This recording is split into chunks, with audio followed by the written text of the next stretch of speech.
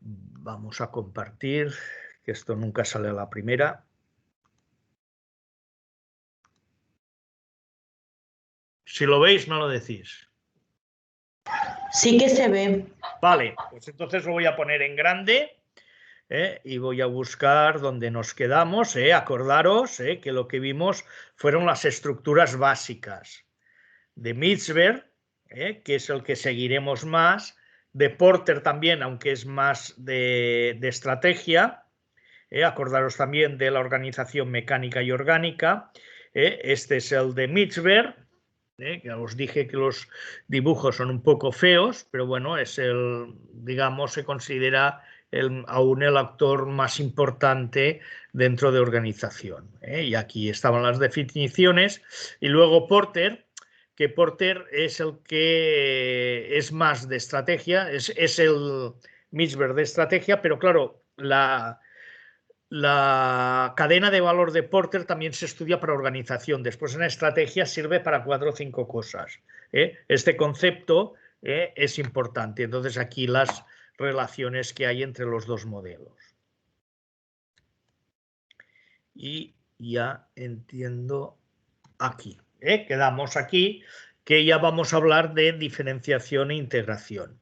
Entonces, claro, ahora imaginaros, ¿no? que uno aterriza o quiere montar una organización, se parte, o si se partiera de cero, se quiere revisar todo, ¿qué es lo primero que tendría que haber? Bueno, pues que conocer, bueno, evidentemente la misión, la visión, los objetivos, es decir, vale, para organizar todo esto, ¿qué tareas se necesitan? Entonces, estas tareas se diferencian por puestos de trabajo. Lo primero que se ha de mirar es la diferenciación de los puestos de trabajo. Cuando yo tengo definido todas las actividades diferenciadas, entonces cuando yo después las puedo integrar, porque pues muchas actividades pues estarán muy relacionadas. Por ejemplo, pues a lo mejor contabilidad y tesorería, pues el que hace de tesorería y el que hace contabilidad a lo mejor hay el puesto de trabajo de contabilidad de activos fijos, contabilidad de el tema compras, contabilidad de ventas, pues todos estos, pues donde se relacionarían, podríamos crear el departamento de contabilidad y finanzas. Es un ejemplo. Pero siempre se empieza por la diferenciación, porque claro, no puedes integrar en un departamento las diferentes tareas por especialidades si no las conoces. Entonces, la diferenciación, hay una gran división, que es la diferenciación horizontal y la diferenciación vertical. ¿Alguien se atrevería a decir qué cree que es? No pasa nada, si os equivocáis, es para... por los nombres. ¿Sí? ¿Había dos que os cruzabais? Sí, hablar. Vale, doncs ho dic jo.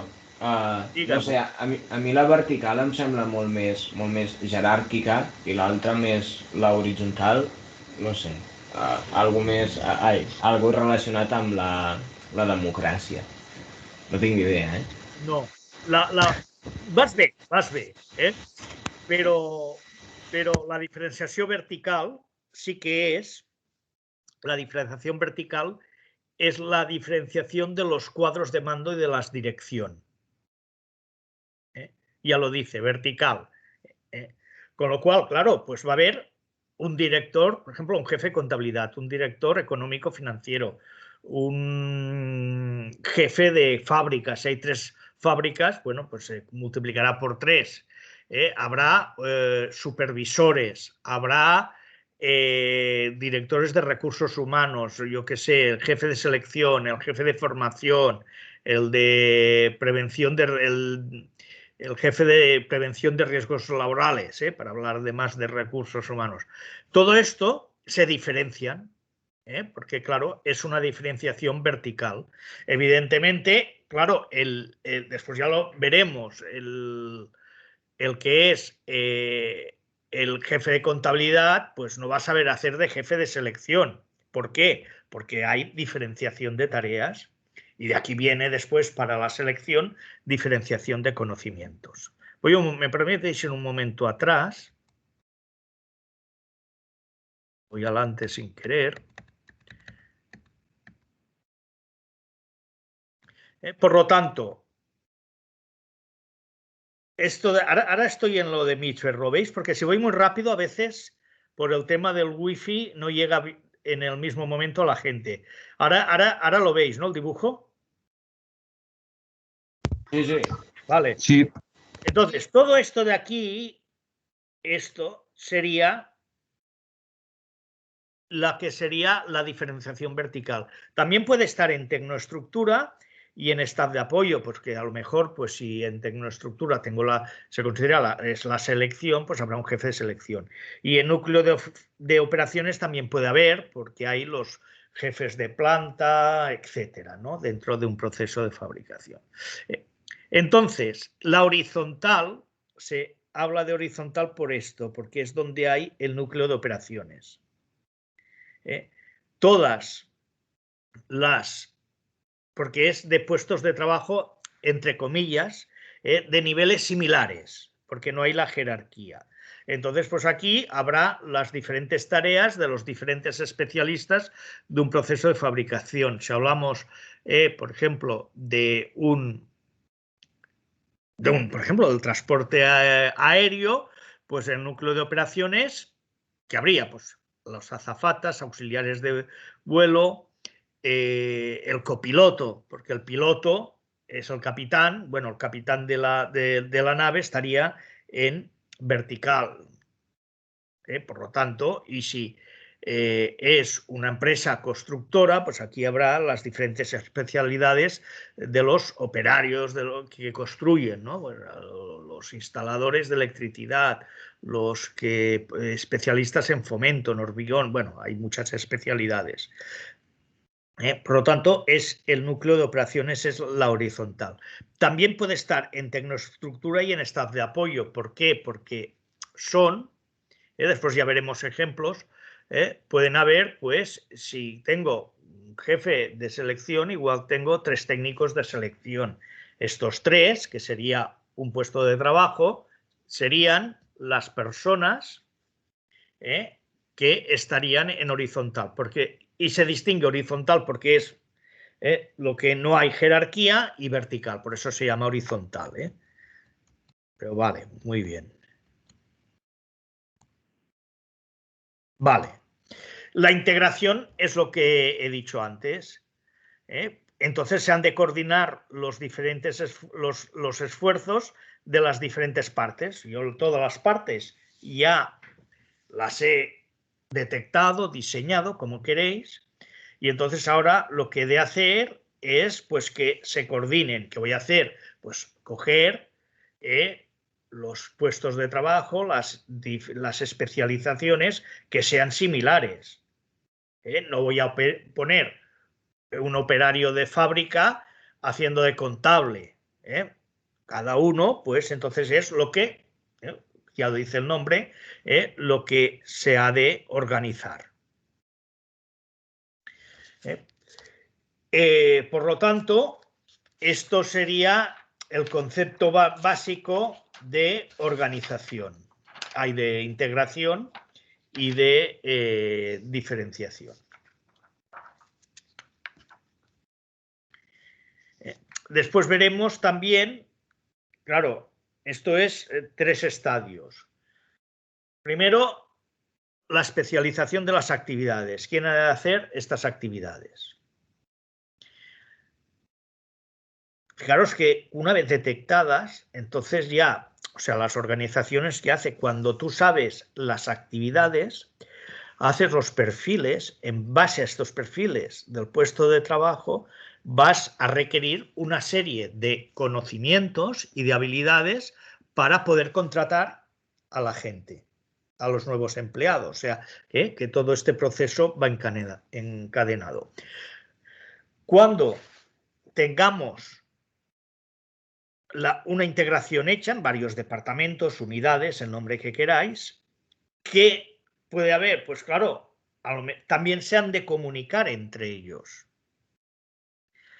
Por ejemplo, el departamento de marketing y ventas, los comerciales, pues se han de coordinar con los del almacén de donde están todos los productos acabados y con los que llevan la contabilidad de los clientes. Porque a lo mejor han de coordinarse porque voy a hacer una venta, lo primero que hace es, oye, este cliente ha pagado, debe mucho. Porque entonces, claro, es una coordinación entre dos personas, pero que están en diferentes departamentos, para que veáis un poquito la globalidad. Claro, la diferenciación horizontal es más la división del trabajo, de la determinado en una organización, lo que he dicho, separando actividades que reúnen características comunes, ya os lo he dicho antes.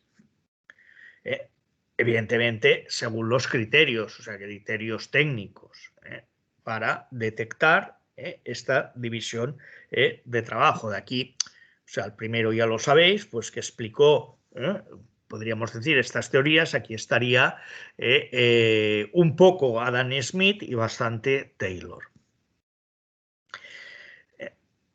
Entonces, claro, aquí hay varios autores, pero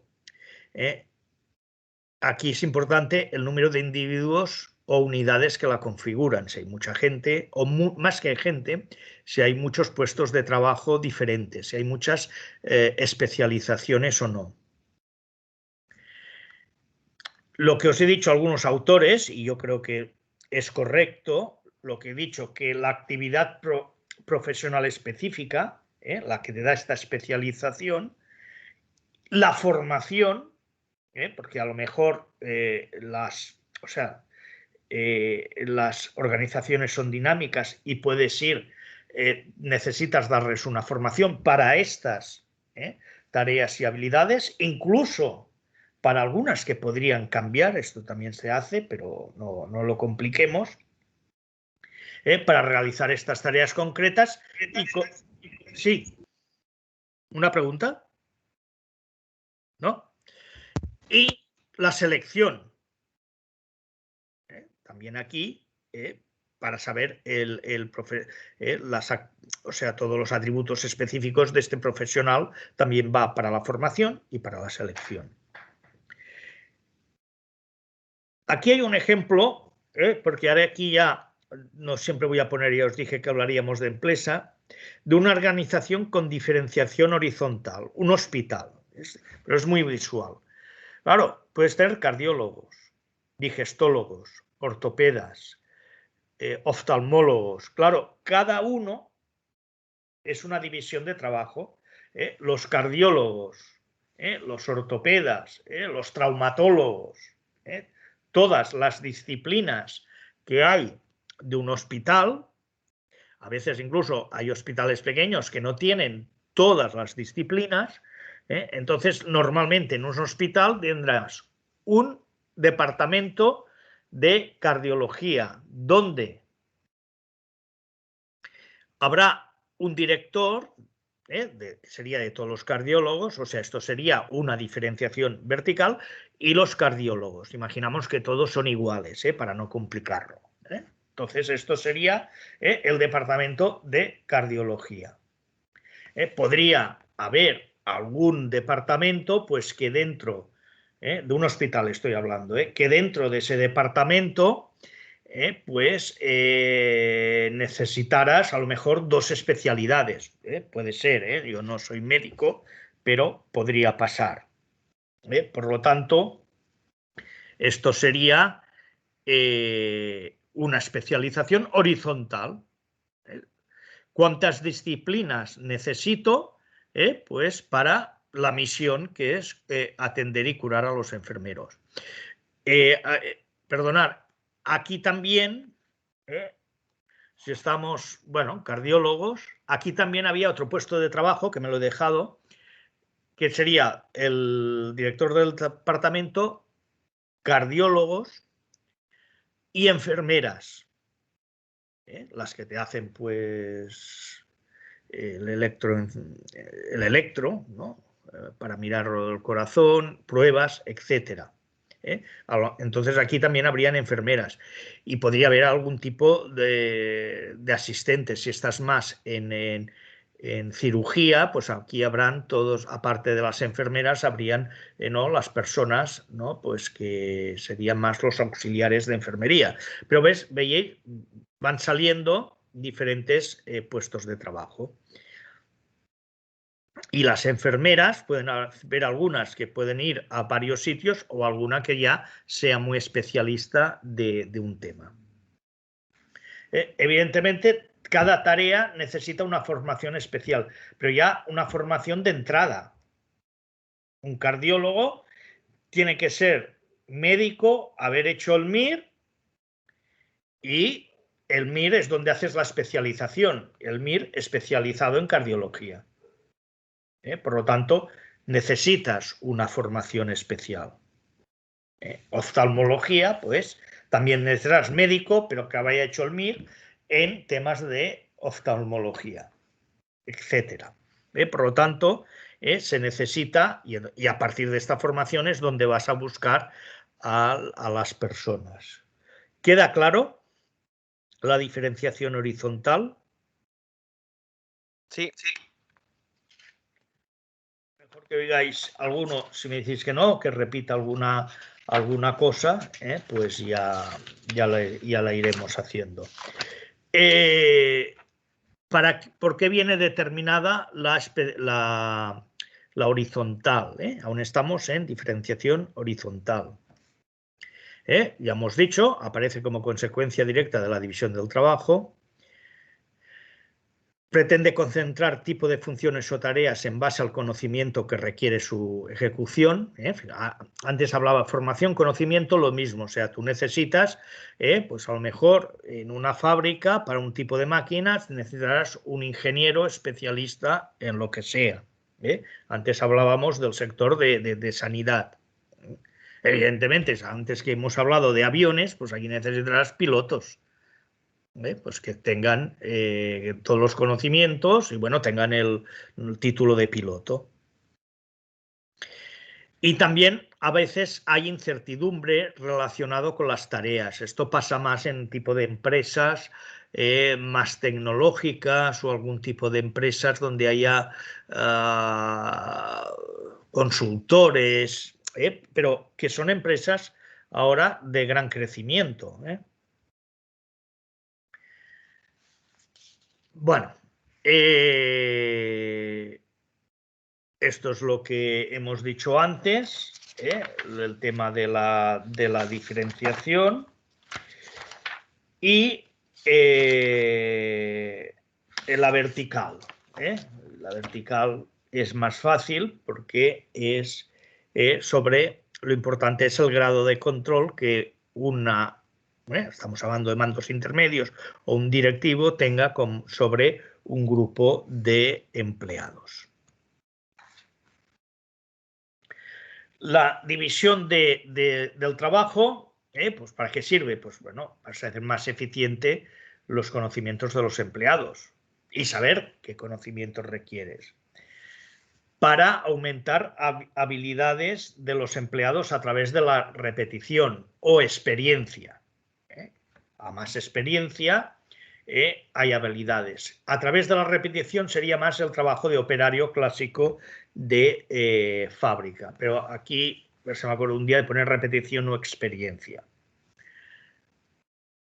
Pues que haya menos tiempo de inactividad entre puesto de trabajo, pues porque la gente ya es más eficiente, tiene más habilidades, las ha desarrollado, con lo cual, desde el punto de vista aquí, incrementaría la productividad, pero no solo desde el punto de vista empresarial, pues también interesa pues que a lo mejor si un cardiólogo en el mismo tiempo, en una hora, puede atender, de media, ya sé que hay pacientes que son más complicados que otros, 3 pacientes al final, pues porque ya tiene más experiencia, más habilidades, puede atender 4, pues también es un incremento de productividad.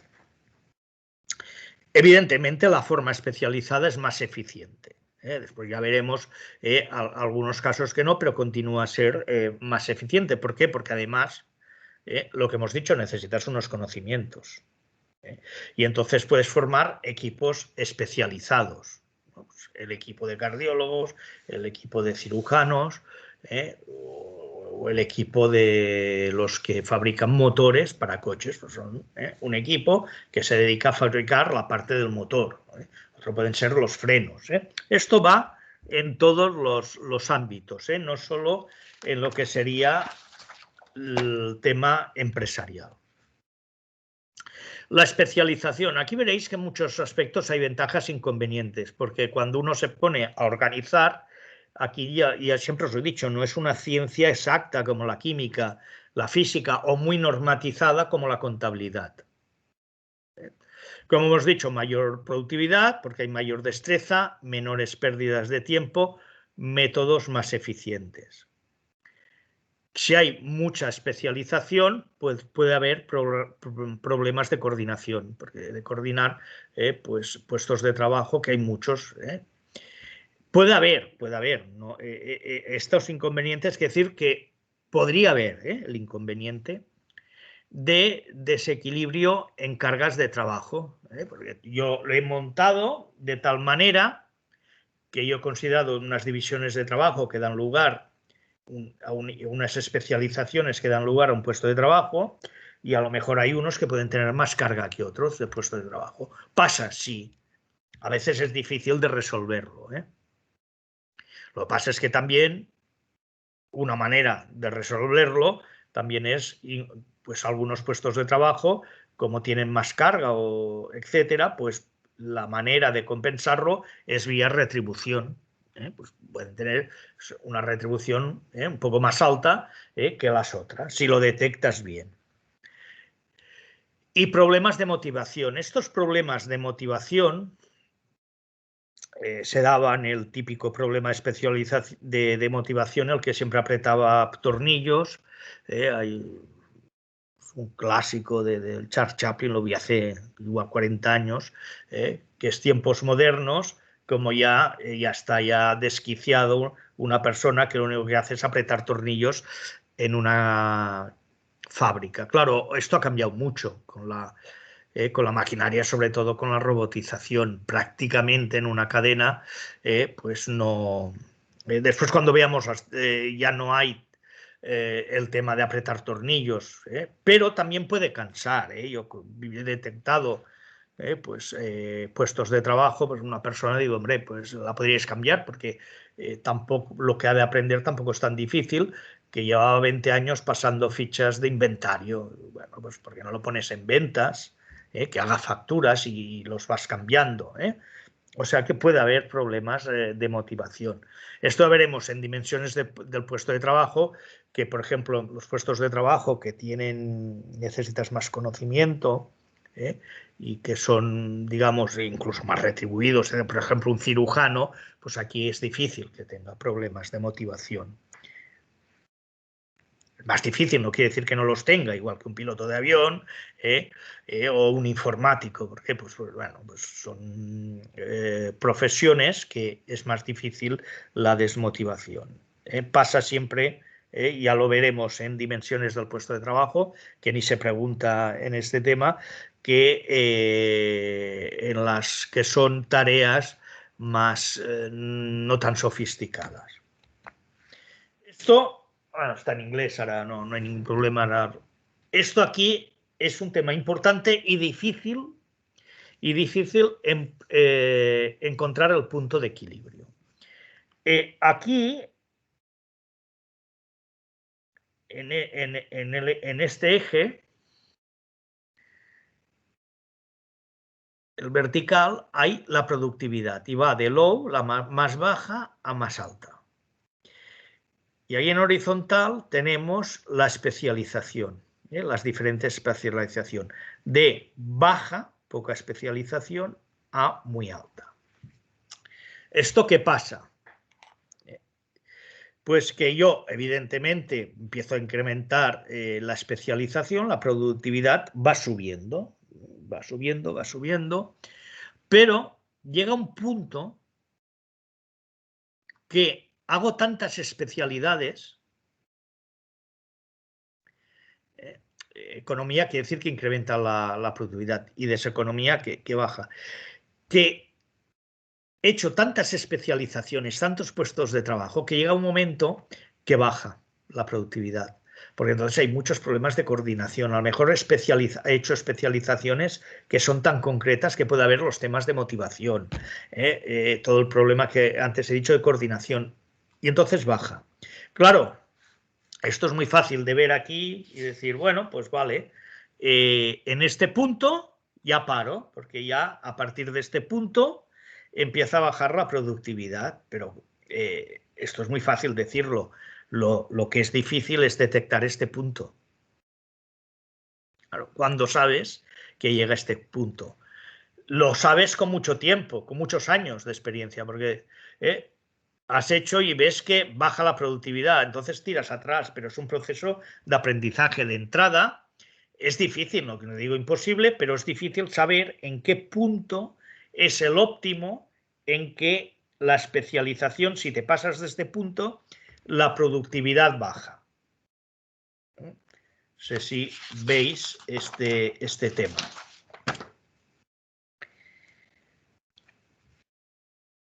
¿Hasta aquí bien? Sí. Ahora vamos a hablar de la departamentalización. O sea, por eso he dicho, te queda claro todo el tema de división y de especialización. Entonces ahora, como ya lo sé, todas las especializaciones y las divisiones de trabajo que he hecho, imaginaros, tengo 80, 100, pues entonces ahora viene la fase de crear unidades organizativas, las básicas de la empresa. A ver, hoy en día, si tú dices, pues voy a crear una empresa, o voy a revisar una empresa, pues ¿qué haces? Pues si es una empresa textil, el proceso de fabricación de textil, pues ya sabes en el sector qué especialidades hay. No te las has de inventar. Entonces también sabes cómo están montadas las otras empresas.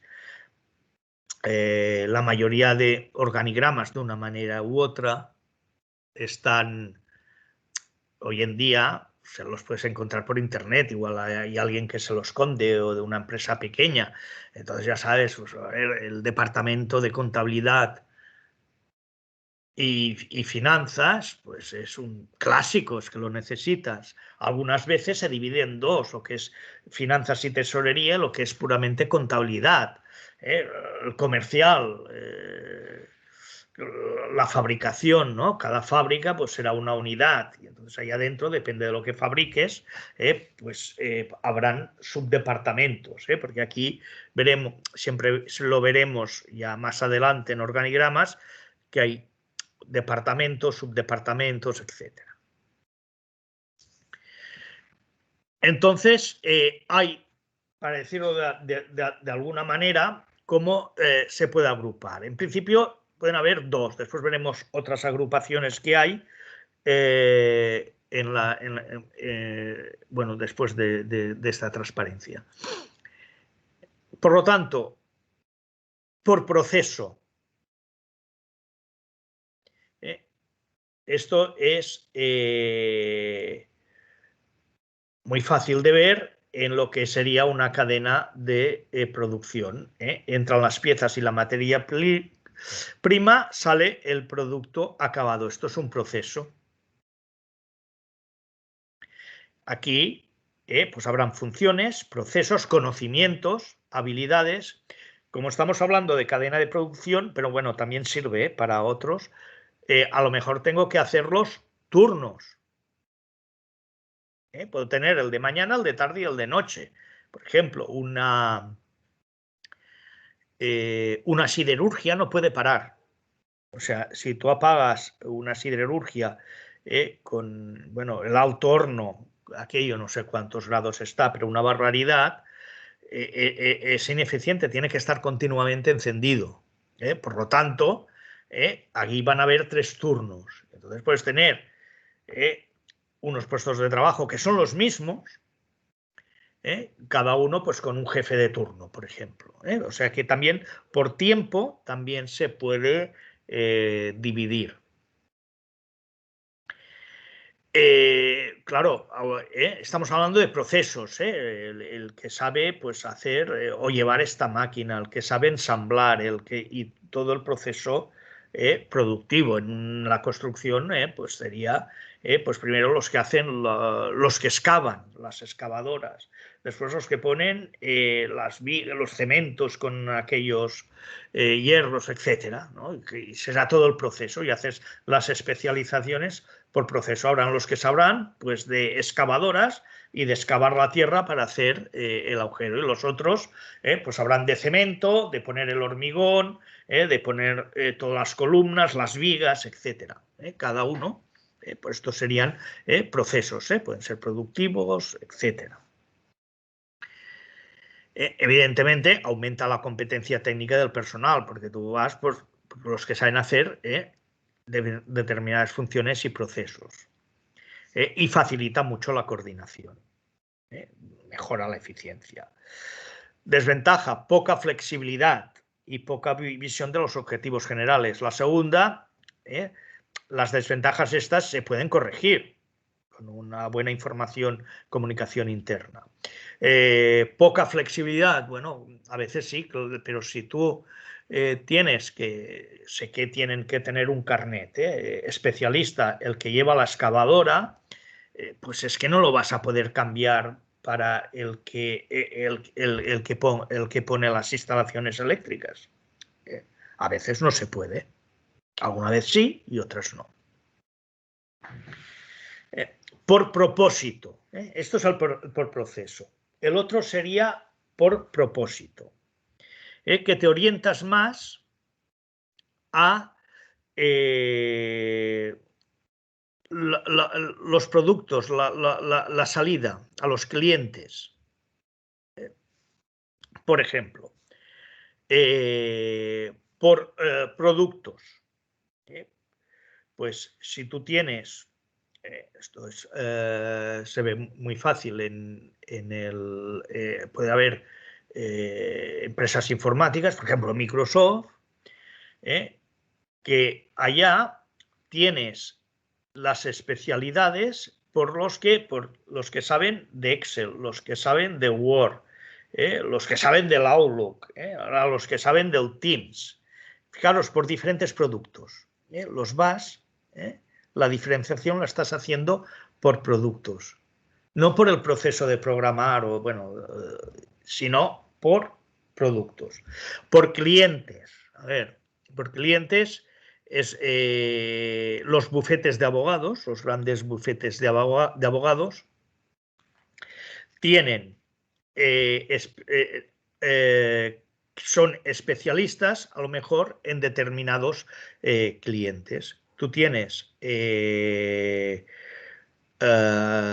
abogados, pues son muy buenos en internacional y los pones en multinacionales. Otros que son más de temas administrativos los vas a poner en los clientes de administración pública, etcétera. Incluso las consultoras y estos bufetes de abogados, si coge un cliente de aquellos enorme, pues casi las especialidades serán expertos en todos los problemas que sean clientes.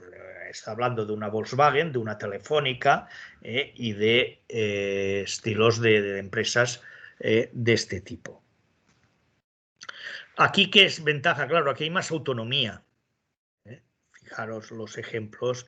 Bueno, por áreas geográficas, evidentemente, pues claro, si yo tengo que estar en 5 países, voy a hacer la agrupación, la departamentalización por cada país.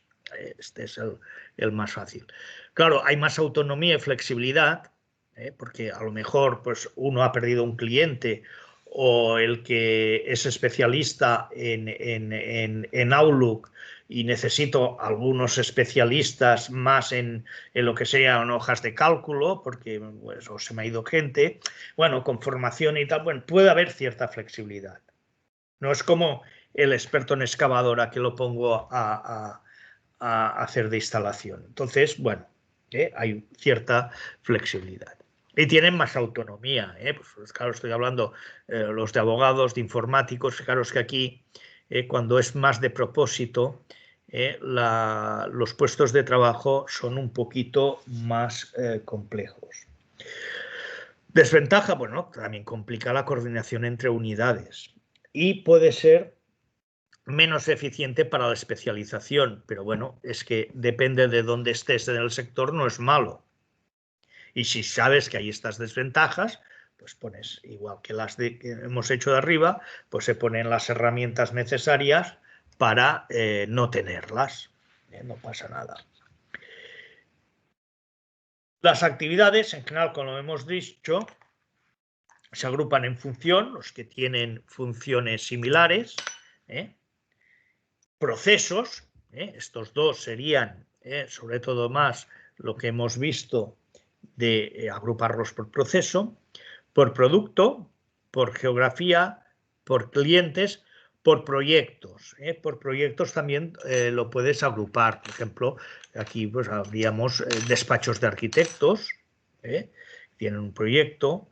Los que son informáticos pero que implantan, empresas como SAP que te implanta lo que es, que hablaremos un poco de ellas. No, antes explicaba un poco más el tema de lo que son las grandes aplicaciones informáticas para organizaciones, pero claro, aquí, si lo implantas en una empresa, una organización, un programa de estos, igual es un proyecto que dura 2 o 3 años.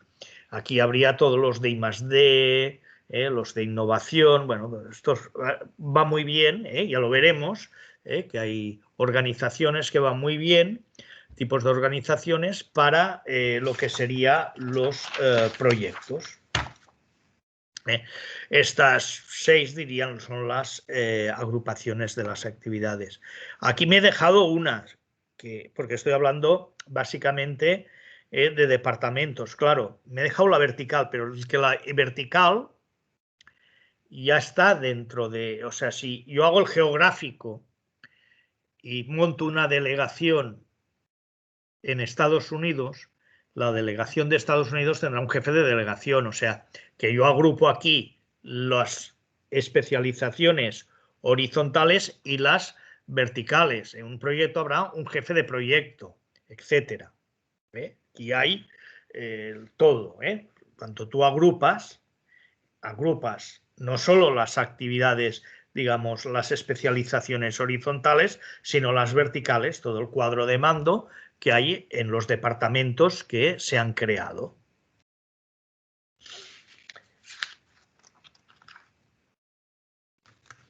Bueno, hasta aquí supongo que bien. Esto es lo que la diferenciación vertical y espacial. La espacial es muy fácil, la hemos dicho antes, pero la vertical es el principio de jerarquía. Entonces tú tienes que poner los directivos en cada departamento que sea necesario. Pero a lo mejor no necesitas uno, necesitas un director y 2 subdirectores y un jefe de no sé qué, o sea, lo que sea. Aquí, ¿qué es a definir? Funciones y responsabilidades que tiene el jefe y también los que tienen el colaborador. El concepto colaborador se está utilizando ahora mucho, para no decir, o sea, lo que ya, igual en alguno se escapará la palabra subordinado. Esto, la palabra subordinado ha pasado dentro de la organización a historia, y empleado, pues a veces tampoco se utiliza tanto. Se está utilizando hoy en día mucho colaborador. Y entonces aquí te va a dar, pues evidentemente, lo que sería la línea jerárquica. Aquí se hablan estructuras planas que no tienen muchos niveles de jerarquía y las altas son las que tienen más niveles de jerarquía. La diferenciación espacial, bueno, es la dispersión geográfica. Puede ser por países o por territorios o por zonas. Por ejemplo, CaixaBank pues tiene director de Cataluña. Y después, por debajo del director de Cataluña, hacen unas sobreagrupaciones territoriales. Y debajo, entonces ahí el director le llaman director de área, como de área territorial. Ahí el director de Cataluña. Bueno, por encima tienes todos los directores. No es el director de Cataluña tendrá directores de área territorial, igual son 10. Y cada director de área territorial tendrá sus directores de oficina. Más o menos, es como funcionaría. Pues, entonces esto es por diferenciación espacial. Pero aquí van tanto las especializaciones verticales, o sea, todo lo que es la jerarquía, como las horizontales. Los veremos, porque claro, la banca, yo os he dicho, la banca clásica, esto con Internet, pues está cambiando. Por lo tanto, a más diferenciación horizontal, a más diferenciación vertical y a más espacial, o sea, una empresa que está muy extendida incluso por el planeta, porque hablaremos de empresas, yo que sé, de tipo Volkswagen o Zara mismo, pues claro, están, imaginaros Zara, pues claro, son muy complejas, son más complejas, a más niveles de espacial, de vertical, de horizontal. También aquí podríamos poner de diferentes productos. Ya veréis que hablaremos de estructuras que son bastante complejas. Bueno, aquí lo importante de la vertical es la autoridad, cadena de mando y unidad de mando. Esto es, ya lo hemos visto un poco. La cadena de mando es desde el director, por ejemplo, estoy el director de Nestlé España. Pues el director de Nestlé España tendrá todas sus cadenas de mando, la unidad de mando. Un subordinado, en teoría, es normal que tenga solo un superior, pero veremos ya que hay modelos que no es así. Pues ya veremos que esto se va a complicar. Y después hay lo que os he dicho de que, claro, cuando yo tengo ya los departamentos, todo montado, cada uno con sus directivos, su cadena de mando, todas las especialidades horizontales dentro de cada departamento, pues hay interdependencia de tareas. Igual la más complicada no os la daré, pero para que tengáis una idea, es la compartida, que el flujo de trabajo es independiente, la secuencial, que una tarea depende de la otra. Después hay la tarea, la recíproca, que puede ir en doble dirección. La interdependencia también puede ser por objetivos. Yo monto una estructura para un objetivo concreto. Por ejemplo, aquí iría muy bien lo que os he dicho de dividirlo, agruparlo por proyectos.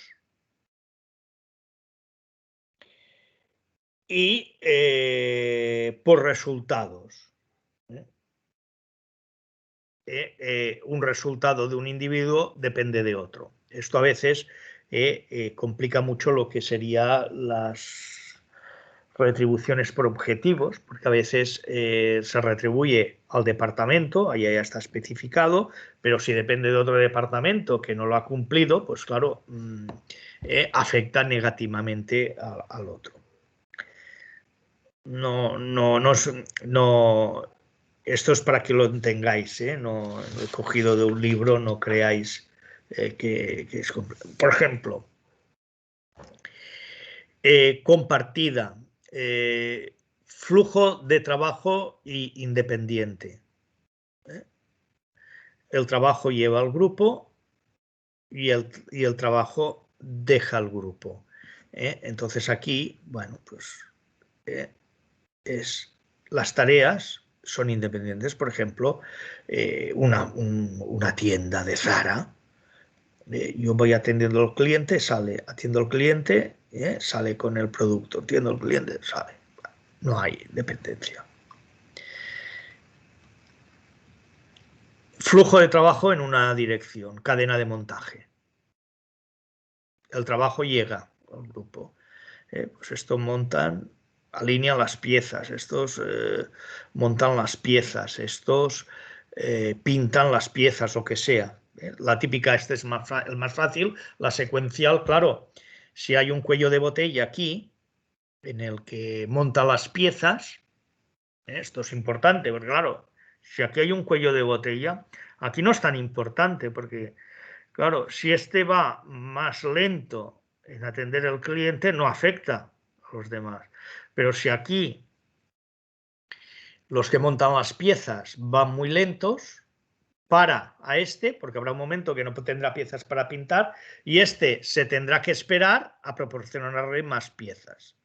Esta secuencial de fábricas, a que digo que hoy en día lo hacen mucho los ingenieros industriales y máquinas, etcétera, pero la complejidad es lo mismo, porque un tipo de máquinas puede ser el cuello de botella, sean máquinas o sean personas, el problema del secuencial.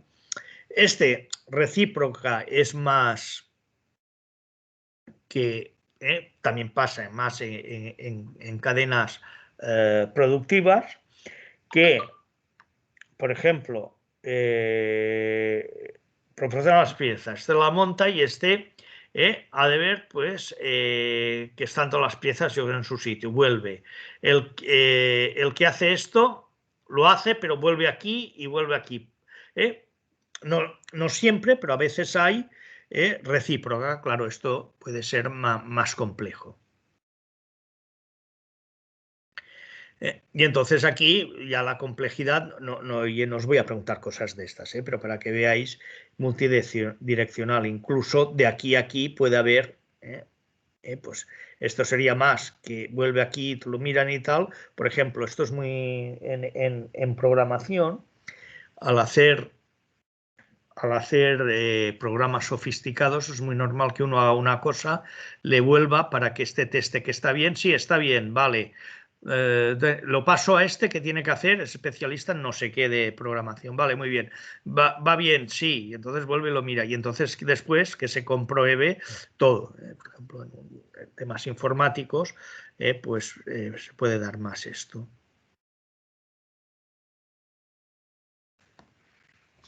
A ver, esto que parece complejo es para que veáis pues las actividades, pues que unas pueden depender de otras, que, bueno, que son complicadas. No os voy a preguntar qué tipo de empresa tendría ¿no? El trabajo multidireccional, porque no corresponde, pero para que tengáis una idea. Por eso he puesto los dibujos. Evidentemente, todo esto de las tareas es importantísimo, mecanismos de coordinación. Normalmente son normalizados, pero pueden aparecer los informales. Ya más adelante, pues ya iremos viendo, pues a veces aparecen los informales. Ya hemos hablado de lo que era formales e informales.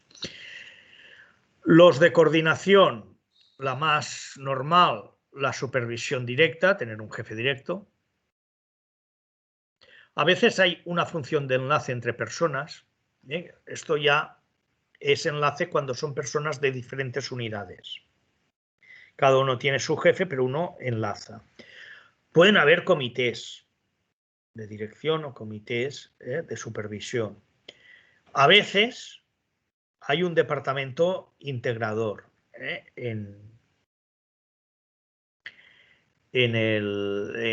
estructuras complejas, pues a veces hay departamentos pues, que integran un poco pues varios procesos fabriles, incluso pueden haber aquí los departamentos ya de organización.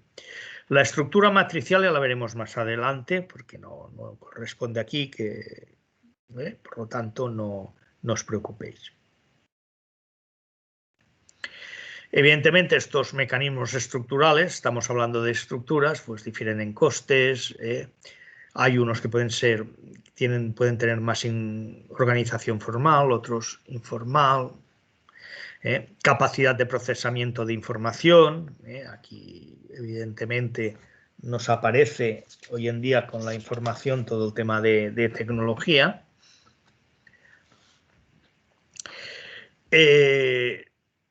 Lo que es importante es la normalización, normas, reglas, pautas de comportamiento, o sea, todas las empresas más o menos, ya veremos unas más o menos, tienen una normalización de los procesos de trabajo, porque también acordaros de la cultura de empresa,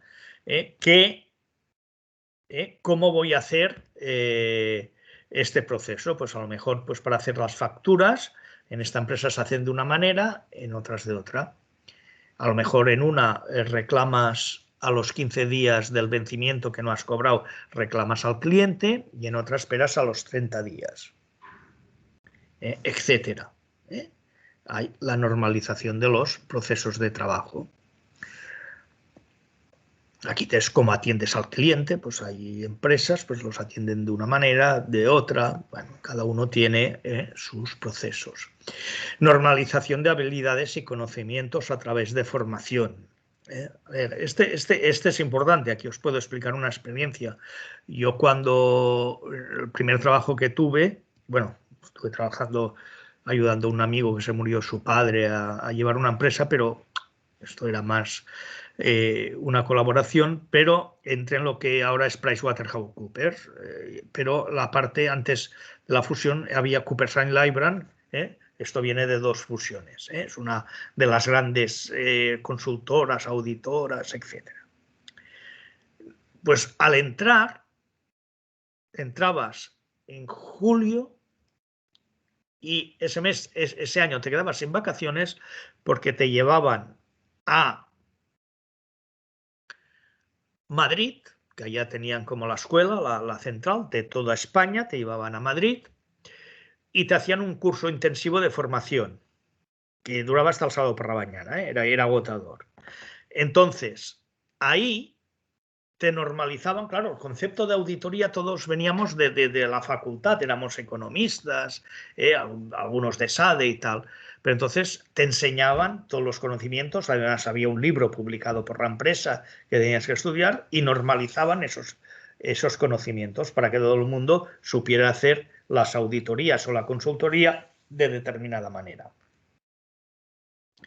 Después hay la normalización de los resultados a través de la planificación. Planificación es más de estrategia, pero el control de la planificación, ¿no? Pues que los resultados, el rango de ese resultado negativo no baje de lo que sea. Y después hay los mecanismos informales de coordinación, que muchos directivos los utilizan. Uno es la adaptación mutua, mediante la comunicación informal, que la gente pues, mutuamente se adapte, y el tema de la cultura organizativa, que esa cultura es lo que impregna de cómo se ha de comportar más o menos el directivo. No, ya cuando hablé de cultura ya sé que a alguno le chocó, no quiere decir que esto sea como una secta. Entonces ahora hablamos de la coordinación.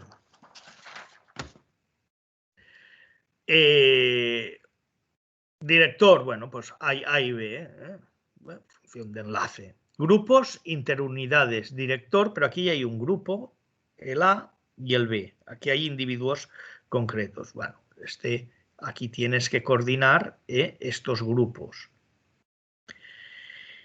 Departamento integrador. Fijaros que aquí hay marketing, fabricación e ingeniería. Y entonces hay un departamento que lo integra. Si nos da tiempo de ver el vídeo de Zara, aunque es antiguo, Zara tiene un mecanismo de que el diseñador y el de marketing y el de fabricación, antes de sacar un nuevo, digamos, un nuevo vestido, unos nuevos pantalones, lo que sea, un nuevo jersey, una nueva línea, se han de poner de acuerdo. Por lo tanto, el director del programa es el que vela, cuando habéis visto el departamento integrador, para que todos estos, porque claro, aquí también puede ser un coche, que sea fácil de fabricar, pero la ingeniería es fundamental y el marketing, para vender, que sea atractivo. Por lo tanto, hay un departamento integrador que dice, pues puede ser aquí por lo mejor el director de un proyecto de un nuevo, lanzar un nuevo modelo de coche. Entonces ha de integrar estos, que son de departamentos diferentes. La matricial no la quiero explicar porque es más compleja, ya la veremos, esta olvidarla, no porque no lo voy a preguntar, es absurdo preguntarlo, estas ya son estructuras de grandes empresas, por lo tanto esta la olvidáis. Entonces, una vez visto aquí que hay directores, función de directivo, hay 4... Ah, perdón, me he dejado una, me he dejado una. Antes de esta viene el tema de control y estilos de dirección.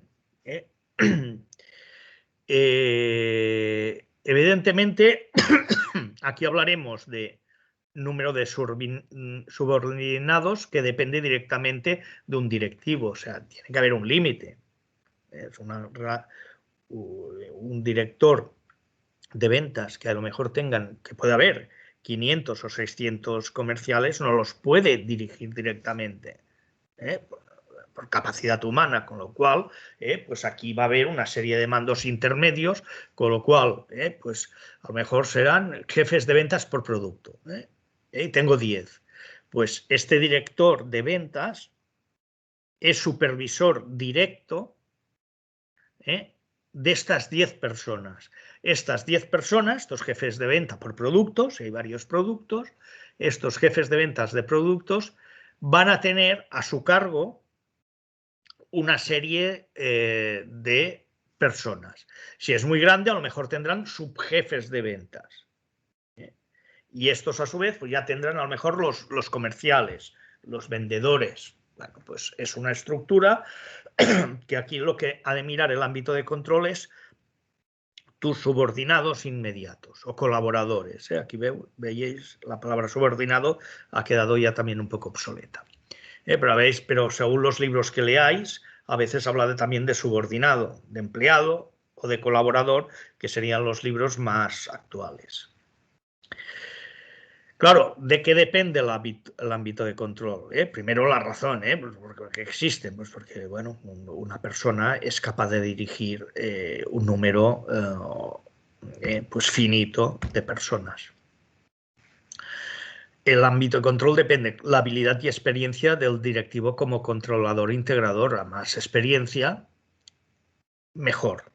Aunque hoy en día, que ya empieza a cambiar, bueno, no, se cambia en Asia, que ya nos llevan, que aquí ahora los directivos de más de 50 años y tal, con mucha experiencia, o ya no los quieren, o los prejubilan, como las entidades financieras. Bueno, es un error gravísimo. Esto no lo hace China, Corea y Japón, y mirar cómo están estos países y cómo están los países que hacen estas cosas. O sea que no... La habilidad y experiencia de los empleados, de los colaboradores, no solo del jefe, sino también de los de abajo, evidentemente. Pensar que aquí, en ámbito de control y estilos de dirección, de alguna manera es el que introdujo, que no lo he dicho antes, Fayol, Henry Fayol, que es el que analizaba la función directiva. Claro, la naturaleza de la tarea a realizar, pues si es, pues con todos los respetos, la construcción, poner ladrillos, no es lo mismo que a lo mejor estar en I+D de medicamentos. La diferencia espacial de supervisores y subordinados, toma el tema geográfico. Esto también cambia un poco, ya lo veremos al final, con el tema de las tecnologías, la diferencia espacial. Depende también del sector. Y la cantidad y calidad de interacción que el supervisor debe mantener a niveles superiores de la organización. O sea, el supervisor y niveles superiores e inferiores, pues tienes que muchas interacciones o pocas. Aquí también vendría, pero esto es otro tema, pues que hay empresas que están todo el día, todos los directivos reunidos. Bueno, pues también hay que poner límites.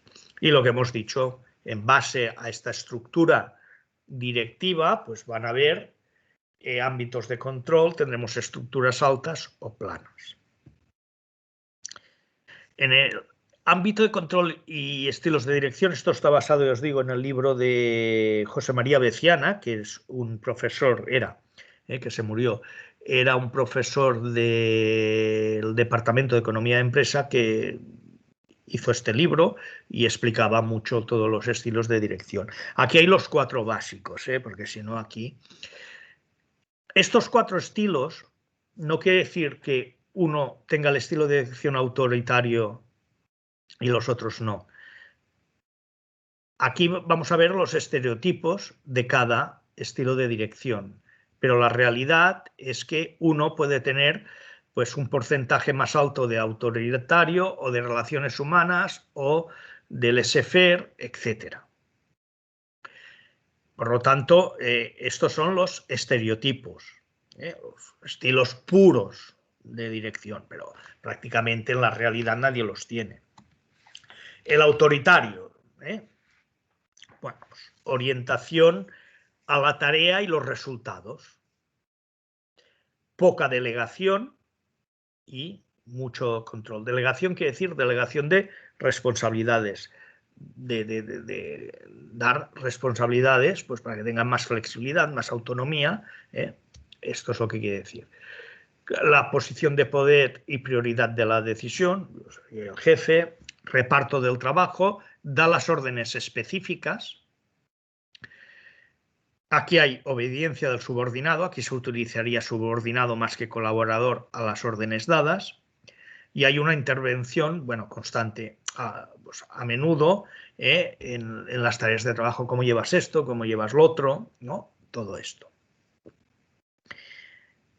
En sí, si hago una pregunta, ¿es bueno o malo? Pensar que es el puro, que no existe el que tenga el 100% de esto. Pues depende. Vale, ¿depende de qué? Factores, ¿no? O sea, autoritario, es que en qué sentido, o sea, quiero decir que ni es bueno ni es malo. Exacto, no es bueno ni malo. A ver, os voy a comunicar. En la construcción o en trabajos de agricultura, es que necesitas al autoritario y sabe hacer esto, habéis recogido esta zona de cosecha, a ver cuánto lleváis de muros, son los que se llaman los capataces, o sea, se utiliza esta terminología. En todo lo que es policía militar y tal, la iglesia misma es autoritaria, ¿no? Porque hay obediencia pues, al obispo, al cardenal. Pues hay una serie de sectores o de funciones, pues que el autoritario no ha de ser malo, aunque tenga esta palabra. El siguiente es el de relaciones humanas. Este de relaciones humanas a veces se confunde. Vale, ya lo dice, orientación a la persona y a las relaciones. Está bien. Los conflictos se ignoran o suavizan. Bueno, a veces no es bueno, a veces sí, depende. Dirección en función del grupo. Bueno, ¿qué opináis todos? ¿No? Hombre, pues hay el peligro, depende del directivo, de que el grupo te dirija al directivo. Aquí, si el directivo es flojo, es cuando puede aparecer un líder informal. En lugar de dar órdenes, vende ideas. Vale, bien, pero a veces sí que también has de dar órdenes, o siempre venderlo. Bueno, pues aquí pues los sentimientos son variables, pueden influir en el rendimiento de los objetivos, ¿no? Y el jefe siempre es, esto choca, es el que sabe más, porque bueno, yo soy muy bueno, hago las relaciones humanas, pero bueno, yo soy el que sé de esto, etcétera. ¿Cómo lo veis?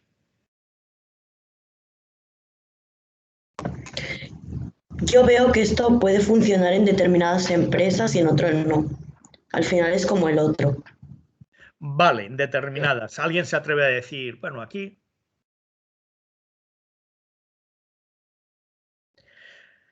El de relaciones humanas es muy normal en pequeñas empresas, sobre todo familiares. Está el dueño, ¿no? Y tiene los empleados de toda la vida. Aquí hay a veces un poco de paternalismo, ¿no? Pues bueno, lo que me acuerdo, porque en alguna tienda y tal, bueno, es que la noia, no sé qué, es el propietario de la tienda, que son estructuras pequeñas. Entonces, en estructuras pequeñas o un pequeño taller de reparación donde hay el jefe del taller, el amo del taller, que es el que sabe más, y en estos comercios pequeños es el que sabe más. Estas pequeñas empresas familiares, aunque produzcan algo, aunque sea muy sencillo, va bien. Yo no digo que no sea, porque bueno, ya se conocen todos, va bien. En algún tipo de ONGs o de organizaciones tipo sin finalidad de lucro, algunas, no todas, si son pequeñas también va bien, o sea que no, en las organizaciones además las más pequeñas se da, es normal, porque siempre son los mismos, no hay rotación de personal, tú a lo mejor son 5 o 10 en la empresa o 20, o en pequeños departamentos, bueno, que siempre son los mismos, que no hay movilidad, pues se puede dar, no es mala, sí, tampoco. Y después hay la dirección participativa. Equilibrio entre orientación a la persona y tarea de resultados. Acordaros, tarea y resultados el autoritario y orientación a la persona sería más el de relaciones humanas. Desmitificación de la imagen tradicional del jefe, ni autoritario ni yo soy como el pater, ¿no? El que sabe más. Bueno, esto en estructuras un poquito más complicadas no se puede, bueno, es difícil. El eje de dirección siempre son los objetivos, porque ya se sabe qué objetivos hay, ya se ha hecho una planificación. Se da autonomía y responsabilidad, no como el autoritario. Pero cuando uno da autonomía y responsabilidad, que tú has de hacer esto, tienes la responsabilidad y autonomía, muchas veces va ligado a una retribución. El jefe no es responsable de las acciones que tú has dado la autonomía y la responsabilidad. Que esto a veces choca, ¿no? Las relaciones de poder en sí, como poder formal, pues disminuyen un poco. Hay una participación en las decisiones, no como el otro que podría ser más asamblea, pues bueno, pues se montan equipos de trabajo y bueno, pues aquí pues se toman decisiones de equipo. Y aquí el grado de delegación, evidentemente, es elevado. Delegaciones que yo delego pues, una serie de atribuciones de control, etcétera, que hay menos control. El jefe, el director aquí no está todo el día encima de la persona a ver si has hecho esto, etcétera. Es este estilo. ¿Cómo lo veis? Hombre, pues es bastante común, ¿no? Esto. O sea, para sitios cualificados, en el sentido de, ¿no? Que la gente está cualificada y aunque no esté cualificada, incluso también, ¿no? Si los forman. Bueno, ¿O qué? sí, a ver, este va bien para, primero, empresas grandes, organizaciones grandes. El hospital, que antes habíamos visto, bueno, pues un hospital va bien la dirección participativa. Si tú eres el director del departamento de cirugía, vas a pedir la opinión. Y cada cirujano es el responsable de las acciones que hace con el paciente. O sea, que son o grandes empresas o empresas ya pues que hay mucho conocimiento alrededor. dirección participativa en una empresa que he dicho de 10, 20 trabajadores no vale la pena. Te vas al autoritario, a las relaciones humanas. ¿Por qué? Porque hay tan poca gente que necesitas aquí, va bien con un mínimo de tamaño, porque si no, hombre, lo haces muy bien, pero es que si yo tengo 10 personas, bueno, pues no lo voy, no hace falta, ¿no? Y el último es el laissez-faire. Laissez-faire quiere decir dejar hacer en francés. Aquí hay el directivo tiene limitación a transmitir órdenes, le cuesta. Si hay conflicto, el que hace no resolverlo, lo pasa al inmediato superior. Hay cierta inactividad e inhibición del directivo, con lo cual ya se puede decir que hay ausencia de dirección. Evidentemente esto, si tú tienes un jefe de estos, pues hay efectos negativos sobre la motivación, el interés del trabajo y la productividad.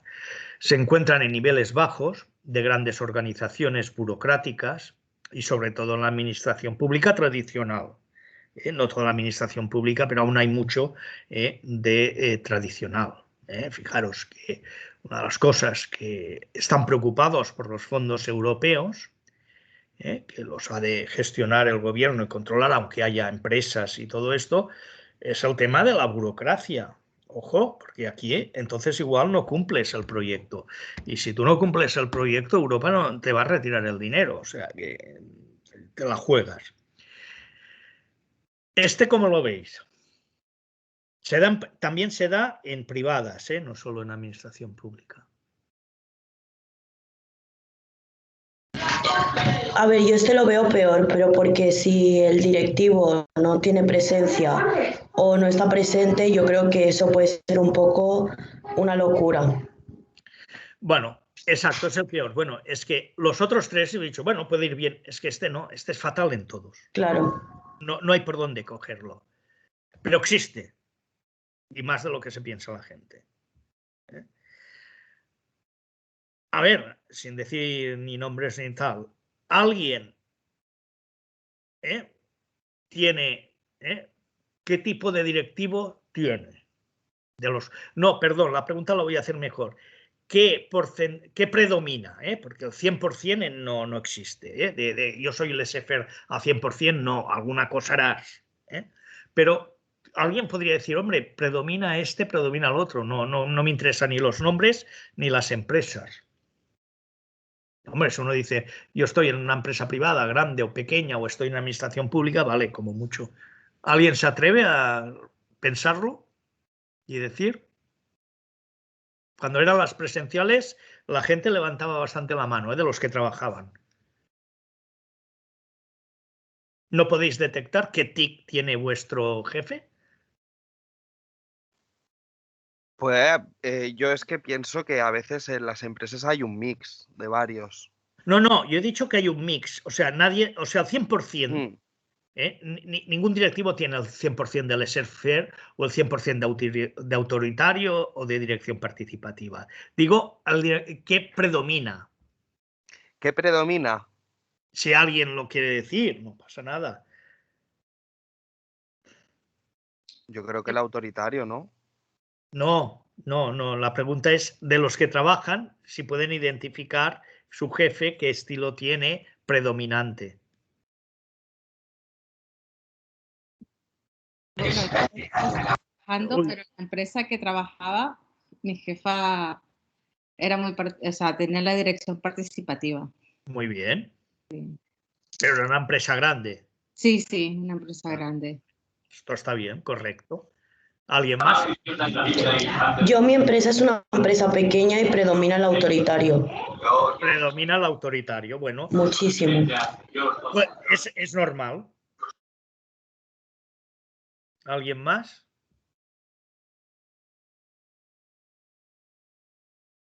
Del laissez-faire no se ha encontrado nadie. Yo antes trabajaba en el ayuntamiento y era así, en laissez-faire. Del laissez-faire, ya os he dicho. Y sí que es verdad eso, ¿eh? Lo que pasa es que por eso te decía, yo cuando he estado trabajando sí que he visto varios modelos, por eso te preguntaba. Pero en el último que fue en el ayuntamiento era así. Pero ahora nadie quiere coger responsabilidades. Bueno, un día si queréis, si da tiempo, hablaremos un poco. Claro, es que, pero lo que pasa es que la administración pública está tradicional.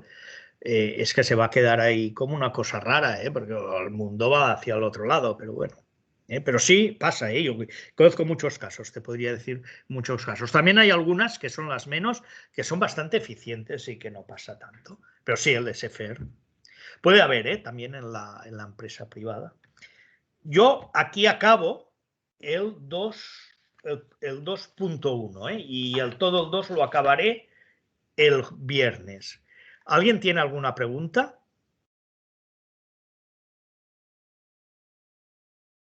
Lo digo para ya eliminar de compartir pantalla, ¿no? Bueno, pues entonces vamos a eliminar tener grabación y compartir pantalla, ya está.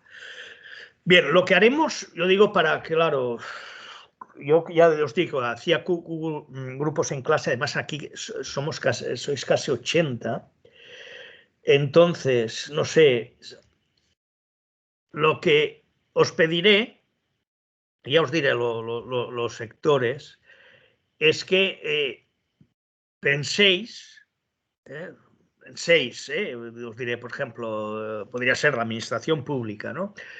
Pero no los estilos de dirección, sino decir, bueno, pues en este sector yo creo que hay estas especialidades, sean horizontales o verticales, pero más sobre todo las horizontales, y cómo se agrupa, nada más que sepáis esto de algún sector. Entonces este es el ejercicio que yo siempre hacía en grupos, yo me paseaba por la clase, la gente pues se dividía en grupos geográficamente, pero ahora con el virus no lo puedo hacer. Con lo cual lo haremos, no puntuará, pero no sé, os reunís, yo os daré 6 nombres, os reunís y 1 o 2 dice, bueno, yo he encontrado esto y el porqué, y comentarlos con todos, porque de esta manera cogeréis más todo y veréis lo que es la integración y pues primero la especialización y la integración. ¿Por qué? Porque en base a esto vienen ya los organigramas y las estructuras. O sea, lo que ahora estamos mirando es lo más básico. Entonces ya a ver si mañana tengo un poco de tiempo, lo pondré en el campus virtual, bueno, no, en el foro, y os diré los sectores. ¿Alguna pregunta? No. ¿Nadie? Bueno, pues así vamos avanzando, pero esto el martes que viene, este ejercicio haremos, el viernes acabo el tema. Vale. Y el martes que viene hacemos el ejercicio y el 1 y el 2 ya va para examen. ¿De acuerdo? Vale. Vale. Vale, gracias.